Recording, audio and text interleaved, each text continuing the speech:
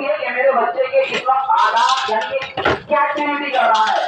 تو ماں کی ذمہ داری ہے کہ بچوں کو ذرا اسلامی ڈھانچے میں شروع ہی سے ڈھالتی رہے. یہ نہ ہو کہ ابھی تو بچہ ہے جو بڑا ہو جائے گا اس کے بعد ہم اس کو بنا دیں گے, دیندار بنا دیں گے, متقی بنا دیں گے, پرہیزگار بنا دیں گے. یہاں خیالی کی بات ہے.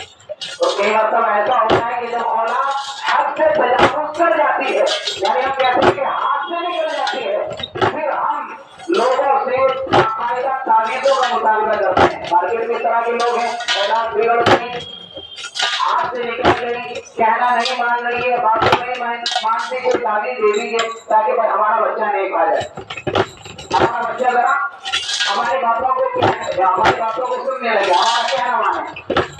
میرے عزیزوں, اب یہ کہ ہم اس طرح کے مطالبات لوگوں سے لوگوں کے سامنے ہم کی شکایت کریں, اپنی ذمہ داری کو ہمیں سمجھنے کی ضرورت ہے. اپنے بچوں کی تعلیم کے اوپر بہت زیادہ توجہ دینے کی ضرورت ہے. اور ہم آپ کو یہ کہتے ہیں کہ عقلی تعلیم پر آپ کتنی توجہ دے رہے ہیں. عقلی تعلیم یعنی جو کہتے ہیں کہ دنیا کی تعلیم, اسکول کالج وغیرہ کی جو تعلیم آپ اپنے بچوں کو دلا رہے ہیں, اس سے کہیں زیادہ ضرورت اس بات کی ہے کہ بچوں کو دینی تعلیم سے آگاہ کرائیں.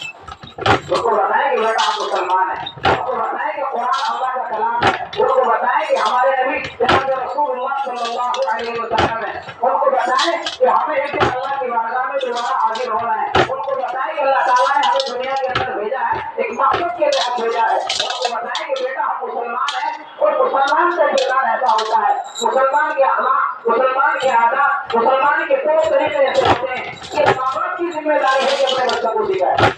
اب سوال یہ ہے کہ پہلے ماں باپ کو مسلمان بن جائے. باپ بچے کے سامنے صحیح طور پر جھوٹ ہوتا ہے, ماں بچے کو گالیوں سے پکارتی ہے, لان کرتی ہے, الٹے سیدھے الفاظ سے اس کو بناتی ہے, تو اب ظاہر ہے کہ ان تمام باتوں کا اثر بچے کے اوپر یقینی طور پر پڑے گا. یہ بات ہم اچھی طرح سے جانتے ہیں کہ چھوٹا بچہ ایک تھوڑے کاغذ کی طرح ہوتا ہے, آپ اس کے اوپر جو نقش کر رہے ہیں, جو لکھ رہے ہیں, وہ اس کے اوپر لکھا جا رہا ہے.